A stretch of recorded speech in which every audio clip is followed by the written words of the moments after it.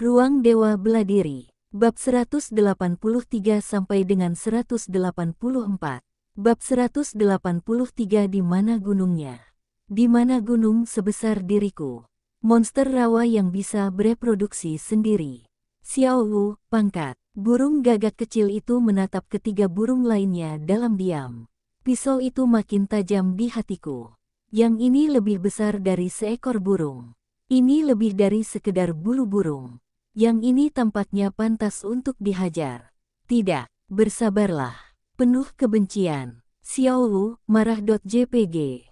Jundu memperhatikan gerakan kecil orang-orang di depan.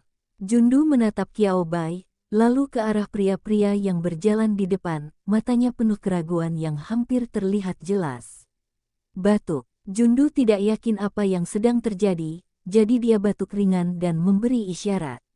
Desir. Ketiga Beastmaster itu langsung menarik kembali pandangan mereka yang diam-diam menatap Qiao Bai dan Xiao Wu. Qiao Bai merasakan rasa bersalah yang langka di hatinya. Kebaikan. Jundu tidak tahu apa yang sedang terjadi. Ketiga Beastmaster di depan pasti juga kebingungan, tidak tahu apa yang terjadi dengan hewan peliharaan mereka sendiri.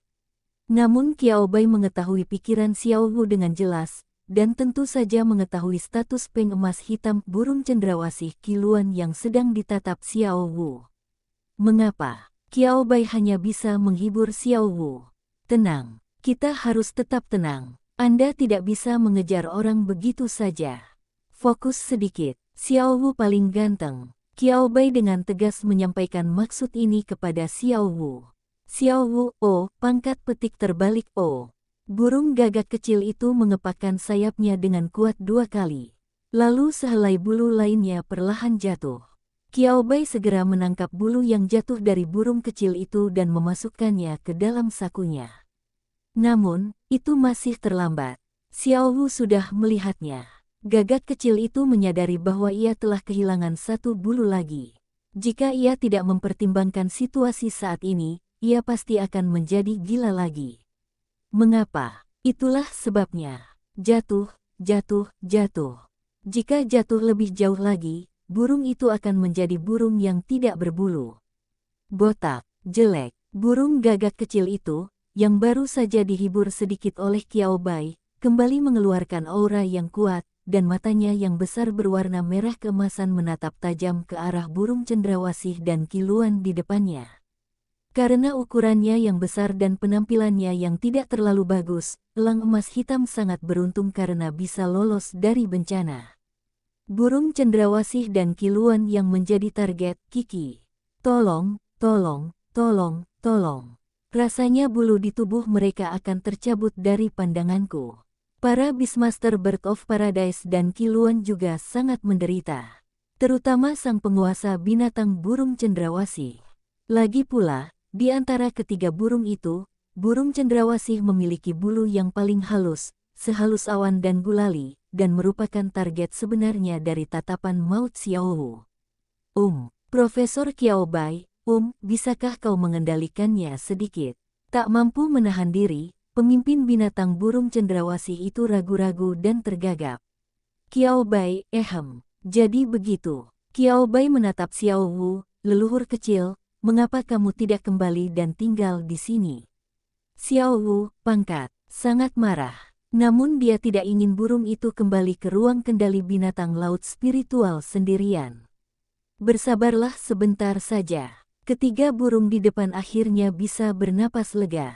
7 Beastmaster tingkat lain di sekitar mereka akhirnya menemukannya. Saat mereka tidak sadar, sesuatu tampaknya telah terjadi yang tidak mereka ketahui. Pandangannya terutama terfokus pada Qiao Bai dan Raja Binatang Burung Cendrawasih.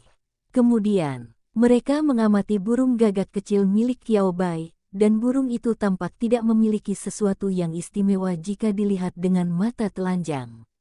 Satu-satunya hal yang membuat orang penasaran adalah spesies burung hitam kecil itu. Tapi melihat penampilan penjinak binatang burung cendrawasih, sepertinya burung milik Profesor Qiao Bai sangat kuat. Mungkinkah bahkan hewan peliharaan dengan kekuatan level 8 takut padanya? Untuk sesaat, Para Beastmaster Fei Yunhu dan Dian Dianlei Mao semuanya penasaran tentang Qiao Bai. Satu-satunya orang yang tidak penasaran sama sekali adalah Fu Han. Dia bahkan merasa itu agak alamiah. Oh, mungkinkah hewan peliharaan yang dapat menyebabkan keterampilan bawaannya membunyikan alarm adalah hewan peliharaan biasa? Fu Han bergumam lirih dalam hatinya. Pada saat ini, dia akhirnya mengerti netizen yang menyebarkan rumor. Ini karena kekuatan yang ditunjukkan hewan peliharaan Qiao Bai terlalu kuat. Jika bukan spesies baru yang lahir di laboratorium, itu akan dengan mudah merusak kepercayaan para master binatang buas lainnya. Bagaimana jurang pemisah antara manusia bisa begitu lebar? Selama proses kewaspadaan, kemarahan dan pemahaman baru tentang Qiao Bai, kelompok itu akhirnya tiba di koordinat gunung yang disediakan oleh tim ekspedisi Tanah Merah dalam kabut. Lalu kelompok 8 orang itu terdiam. Apakah kamu yakin ini tempat yang tepat? Cointreau berdiri di belakang, kedua lengannya terlipat di dada, alisnya sedikit berkerut, ekspresi kecurigaan yang tak terlukiskan di wajahnya. Pasti di sini. Qiao Bai, yang telah memastikan sisi kiri dan mendapatkan koordinat dari Ayong dan Ayun, mengangguk yakin. Mereka tidak berada di tempat yang salah. Jadi, di mana gunungnya? Jundu mempercayai apa yang dikatakan Qiao Bai. Sebagai seorang profesor hewan peliharaan, Qiao Bai harus menanggung lebih banyak risiko dengan datang bersama mereka, jadi wajar baginya untuk memeriksa situasi terlebih dahulu. Namun masalahnya sekarang adalah, mereka berdiri pada koordinat yang secara teoritis benar, tetapi ternyata tidak ada apapun di depan mereka, seperti padang rumput, membentang sejauh mata memandang. Oh, saya tidak bisa melakukannya. Karena kabut tipis yang ada di udara, mustahil untuk memperoleh pandangan yang jelas ke seluruh tempat itu. Namun yang pasti di hadapan mereka tidak ada apa-apa, apalagi gunung dan barisan pegunungan, sebatang pohon pun tidak ada, sehelai rumput pun tidak ada. Beberapa orang saling memandang. Kamu menatapku, dan aku menatapmu. Apa kita melihat hantu? Sang penguasa binatang dari burung cendrawasih tampak sangat gugup. Ia menyeka keringat di dahinya dan berkata tanpa sadar. Jundu menangkupkan kedua tangannya, ekspresi dingin di wajahnya, heh. Meskipun hanya satu kata, sarkasme di dalamnya terlalu kuat. Sang penguasa binatang burung cendrawasih menutup mulutnya dalam diam. Berhentilah mengumpat, berhentilah mengumpat. Dia juga tahu bahwa dia salah paham. Fu Han juga mengerutkan kening, sambil menarik-narik rambutnya sesekali. Bagaimana kalau kita jalan-jalan di sekitar sini? Mungkin. Tidak ada kemungkinan seperti itu, Jundu langsung menyela. Jika koordinatnya benar, tetapi kita tidak bisa melihat gunungnya sekarang, itu artinya ada masalah di area ini, masalah yang sangat serius. Setelah mengatakan itu, Cointreau mengeluarkan telepon genggamnya.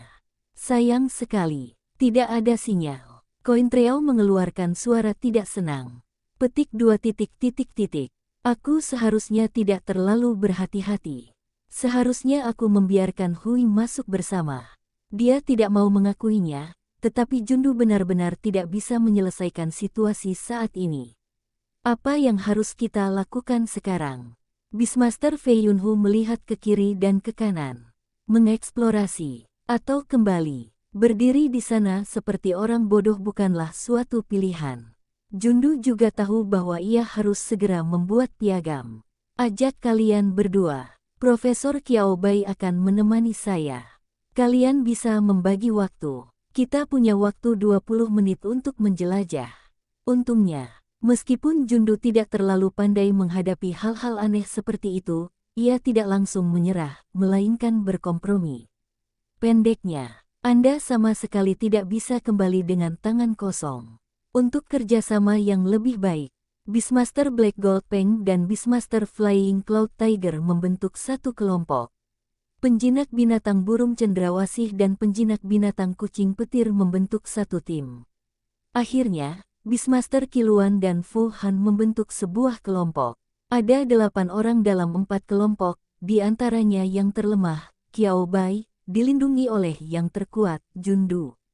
Mereka bubar ke empat arah, masing-masing dengan ekspresi sangat hikmat. Alamatnya jelas benar, tetapi gunung yang mereka cari sudah tidak ada. Apa artinya ini? Ini menunjukkan ada masalah serius. Untuk lebih melindungi Qiao Bai, Jundu melepaskan monster rawa tingkat ke-8 lainnya. Qiao Bai, jangan remehkan penampilan Swampert. Dia cukup bagus dalam bertahan dan memantulkan kerusakan. Jundu menganggap diamnya Qiao Bai sebagai penghinaan terhadap Swampert, lalu ia pun angkat bicara. Qiao Bai menggelengkan kepalanya, aku tidak jijik. Saya hanya merasa, meskipun tampak seperti itu, ia tidak memiliki bau aneh di tubuhnya. Ia bahkan dapat bersaing dengan banyak makhluk luar biasa yang mengandalkan kelincahan dalam hal kecepatan. Makhluk rawa dapat dianggap sebagai makhluk ajaib, karena terlalu serbaguna. Meskipun Swampert tidak memiliki jalur evolusi dan yang terkuat hanya dapat dibudidayakan hingga tingkat menengah ke-8, masih banyak orang yang ingin mengontrak Swampert. Satu-satunya masalahnya adalah hama rawa tidak punya cara untuk bereproduksi. Mereka semua bereproduksi dengan reproduksi diri. Ya, penduduk rawa tidak bisa mati. Kematian seekor Swampert melambangkan kelahiran Swampert lain, dan jumlah Swampert bersifat konstan. Oleh karena itu, kesulitan dalam mengontrak monster rawa tidak lebih mudah daripada mengontrak makhluk luar biasa yang memiliki atribut naga. Saya tidak menyangka kalau Tuan Cointreau benar-benar punya satu. Qiao Bai menarik pandangannya. Setelah keselamatannya terjamin, Qiao Bai mulai memikirkan masalah lain. Melihat tanah kosong di bawah kakinya, Qiao Bai merasakan berbagai emosi. Ini sungguh. Qiao Bai teringat pada apa yang pernah dikatakan Ayong dan Ayun kepadanya sebelumnya, gunung itu tampak hidup. Awalnya aku pikir ini adalah metafora, atau perasaan, tapi aku tidak menyangka. Qiao Bai tidak pernah menyangka kalimat ini akan menjadi kenyataan saat ini.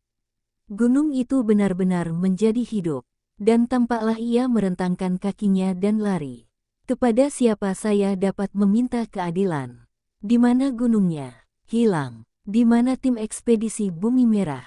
Hilang bersama gunungnya. Qiao Bai menunjukkan ekspresi sakit kepala. Mendesis. Masalah ini memang lebih merepotkan dari yang dibayangkan. Sepertinya kau tahu sesuatu. Jundu di samping memperhatikan ekspresi Qiao Bai. Biasanya, Cointreau tidak akan menanyakan apapun, tetapi situasi saat ini tidak biasa dan Cointreau merasa itu adalah situasi yang sulit.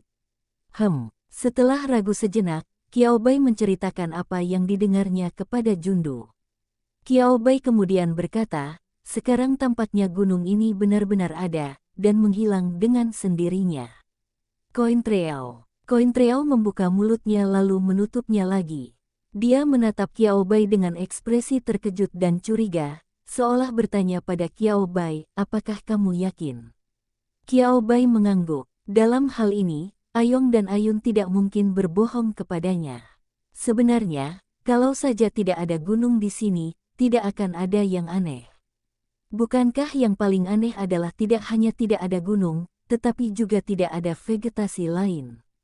Tambah Qiao Bai, mereka telah berjalan hampir 1000 meter ke arah ini.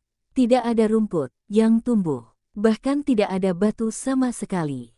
Ini tidak normal. Tanah itu tampak seperti telah dibajak dalam-dalam dengan suatu alat. Ini adalah sebidang tanah yang sangat cocok untuk ditanami. Cointreau, yang juga memperhatikan ini, mendesah. Ya, ini terlalu jelas untuk diabaikan. Jundu mengeluarkan ponselnya dan mengambil 2 foto. Aku kurang mahir. Nanti kalau sudah keluar, aku tanya Hui dan yang lainnya. Mungkin mereka tahu sesuatu. Qiao Bai mengangguk. Jangan maju dulu. Aku akan menggali tanah, kata Qiao Bai sambil menyentuh dagunya. Cointreau tidak mengerti, tapi hormat. Sebagai seorang profesor hewan peliharaan, Qiao Bai memiliki ide dan arahan penelitiannya sendiri. Menurut Jundu, hal ini sangat wajar dan tidak ada yang bisa ditolak. Baiklah, aku akan pergi sedikit lebih jauh dan melihat apakah Swampert akan mengikutimu. Mendengar ini, Qiao Bai memberi isyarat oke.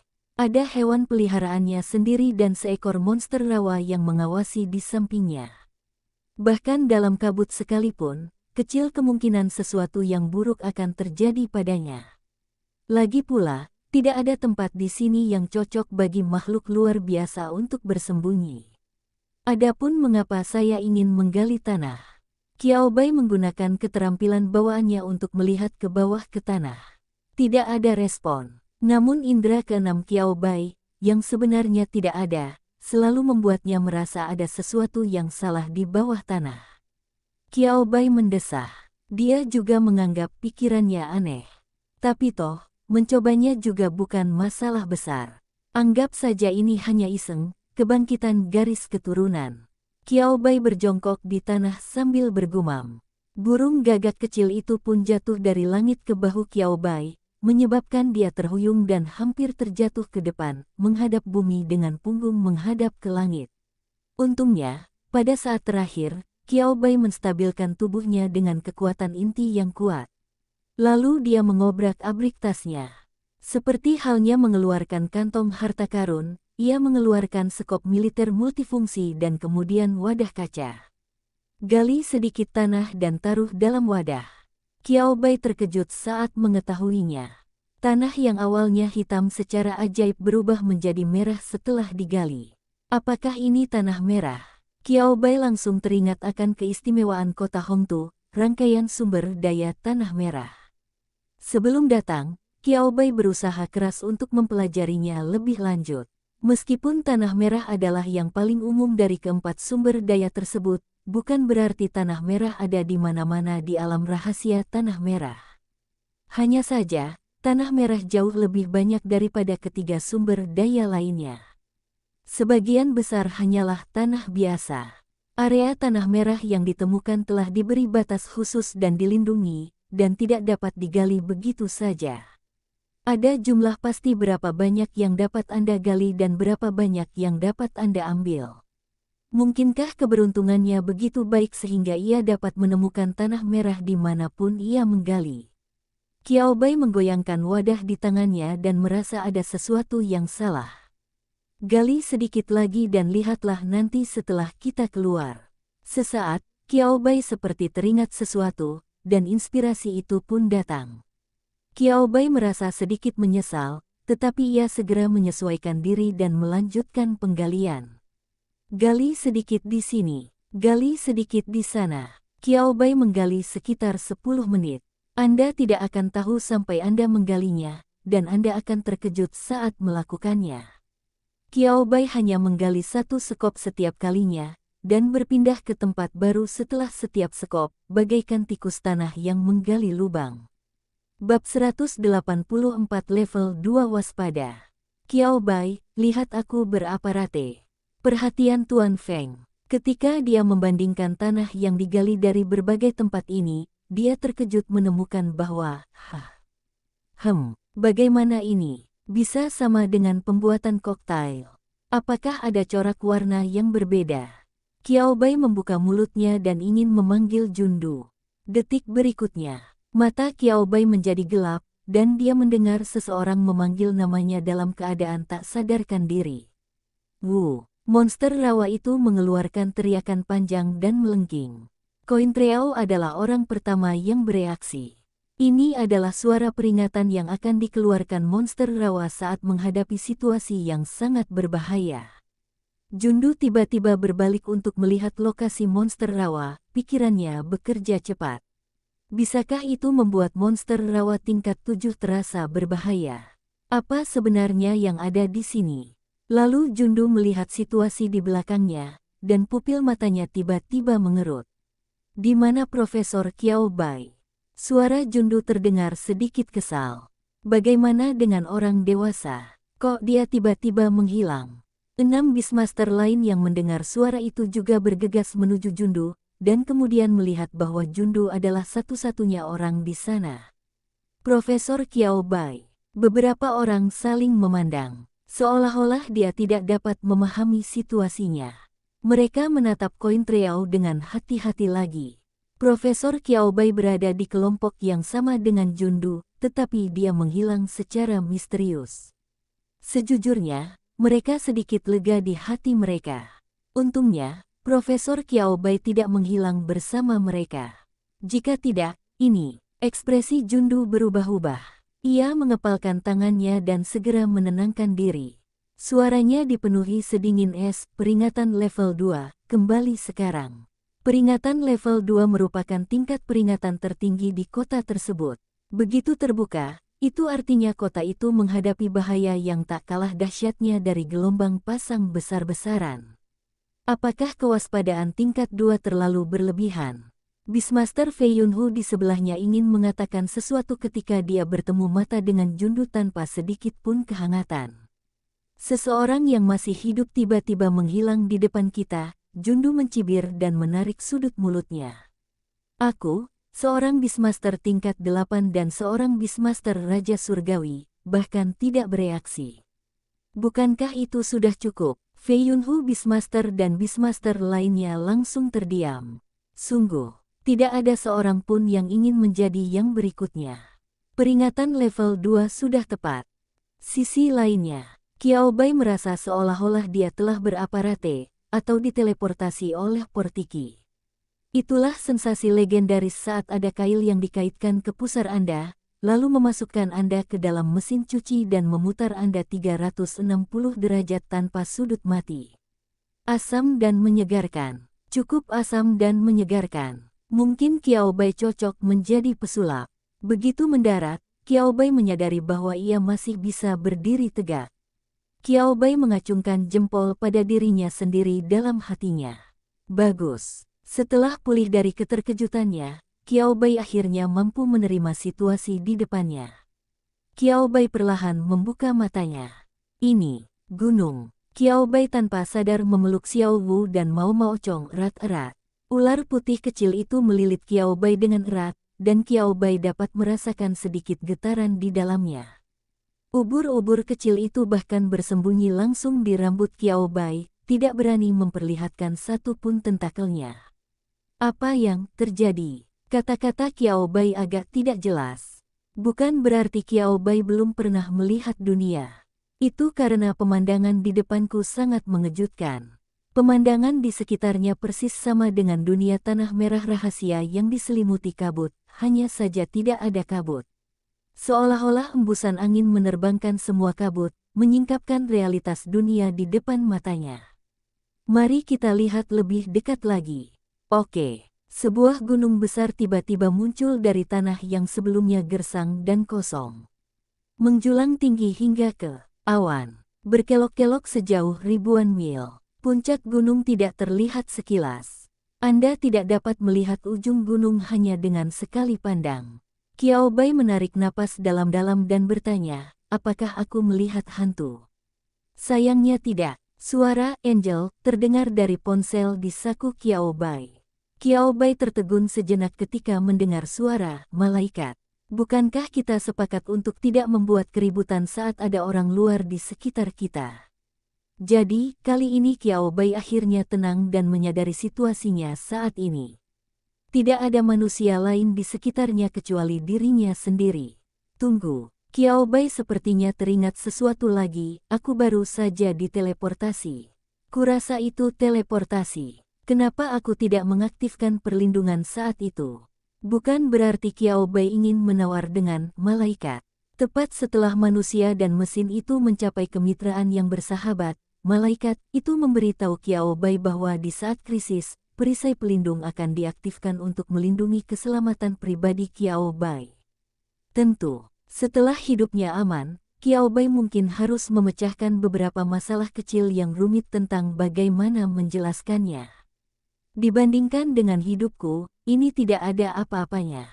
Teleportasi tidak berbahaya. Malaikat itu tidak merasakan niat jahat. Membuka perisai pelindung tidak akan terlalu efektif dalam situasi saat ini, dan akan berdampak buruk bagi Anda, Tuan. Hari ini, malaikat itu menyapa Qiao Bai dengan cara yang sangat normal.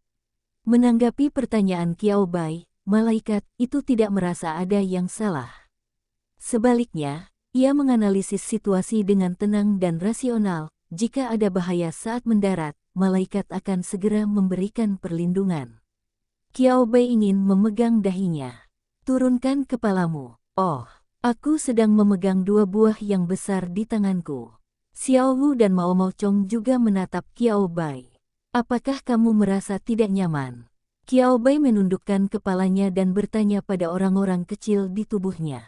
Hal ini dikenali secara bulat oleh ular putih kecil dan ubur-ubur kecil. Saya merasa sangat tidak nyaman. Mereka merasa tidak nyaman seluruhnya. Qiao Bai mendesah.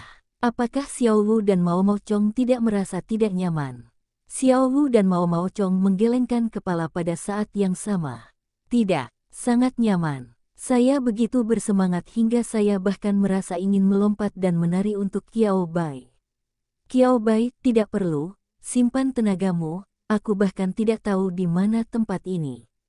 Gunung itu tiba-tiba menghilang. Dan gunung itu tiba-tiba muncul di depannya lagi. Qiao Bai merasa bahwa dia mungkin telah mengalami beberapa kejadian supernatural dicoret. Tentu saja, kejadian supernatural itu mustahil. Qiao Bai merasa ia mungkin telah menemukan sesuatu, sesuatu yang agak aneh. Malaikat, tahukah kau apa yang terjadi?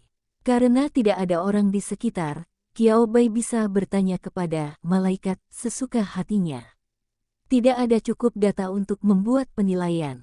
Jawaban yang diharapkan. Baiklah, kalau begitu aku akan menuju gunung.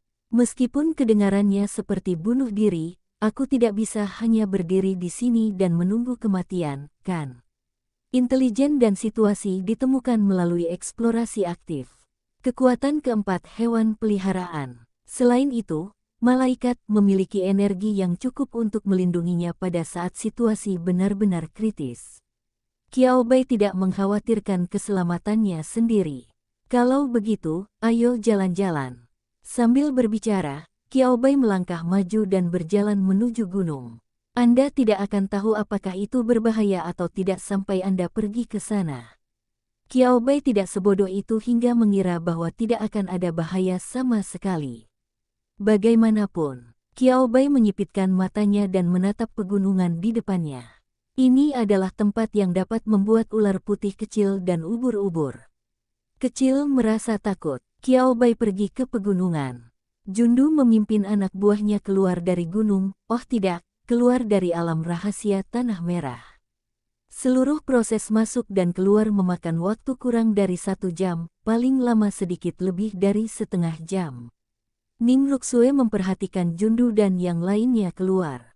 Ibu Hui, yang tidak punya waktu untuk pergi ke Yancheng untuk mengambil alih, bertanya. Mereka semua menatap Jundu pada saat yang sama, apa yang terjadi. Saat mereka berbicara, keduanya mengerutkan kening. Kelihatannya agak buruk. 6 Beastmaster tingkat ke-7 semuanya sedikit kelelahan. Jundu, yang memimpin kelompok itu, memiliki wajah gelap, dan tampak ada api gelap di matanya. Nona Hui belum pernah melihat koin Treao yang begitu tenang dan hikmat. Ekspresinya berubah berkali-kali, dan dia menyadari ada sesuatu yang salah. Dia melirik lagi. Nona Hui mengerutkan bibirnya. Ia juga menyadari ada yang tidak beres, di mana Profesor Qiao Bai. Ning Ruxue dengan cepat melirik sekelompok orang yang kembali dan hampir tidak bisa bernapas. Qiao Bai tidak ada di sini. Ning Ruxue awalnya mengira Qiao Bai kembali bersama mereka lalu berpisah di tengah jalan atau hal lainnya. Namun, setelah Nona Hui bertanya, Jundu tidak menjawab untuk waktu yang lama. Ning Ruxue bukanlah orang yang membosankan, dan ia langsung menyadari bahwa pasti ada yang tidak beres. Dia menghilang tepat di depanku, kurasa. Suara Jundu masih dipenuhi amarah saat dia menggertakkan gigi dan berkata, "Sialan, jika dia tahu apa yang sedang terjadi, dia pasti akan hilang." Ning Ruxue merasa seolah-olah ada yang memukul kepalanya dengan keras saat mendengar itu. Hilang di tanah terlarang. Ning Ruxue tiba-tiba teringat pada anggota tim ekspedisi Bumi Merah yang hilang. 12 jam telah berlalu, dan jejak mereka belum ditemukan hingga kini. Jika Qiao Bai seperti mereka, saya sudah mengaktifkan status peringatan tingkat kedua. Sesuatu yang tidak biasa pasti telah terjadi di tanah terlarang berlumpur merah yang tidak kita ketahui. Jundu kemudian memberitahu Nona Hui dan Ningruksue tentang hilangnya gunung tersebut.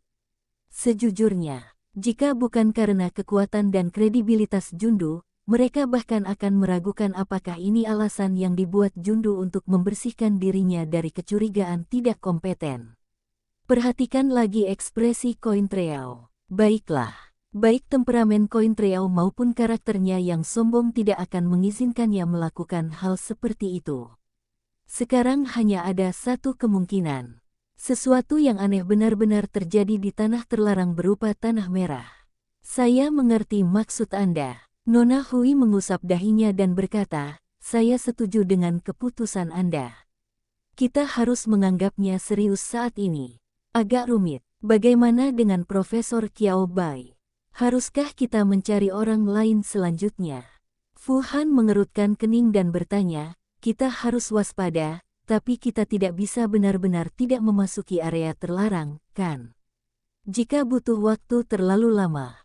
Bukan berarti Fu Han ingin menyanyikan lagu yang berbeda saat ini.